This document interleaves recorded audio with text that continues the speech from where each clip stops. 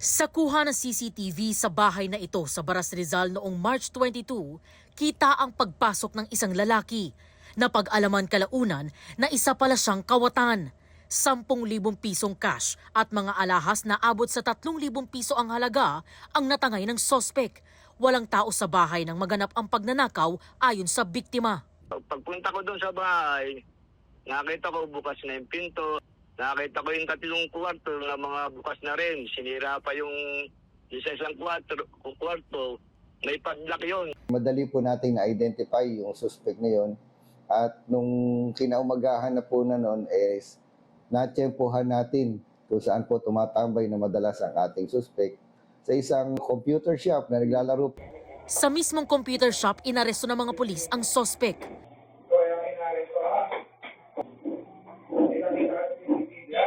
Hindi na na-recover sa sospek ang perang ninakaw dahil nagamit na raw niya sa sugal. Ang mga alahas, itinuro ng sospek kung saan niya itinago. Yun. Positive. Sa investigasyon ng pulisya, kapitbahay ng biktima ang sospek. Madami na reklamo sa batang yan. Maraming nakinasangkutan yan. Ang 23 anyos na sospek, dati na rin daw nakulong dahil sa droga noong 2020.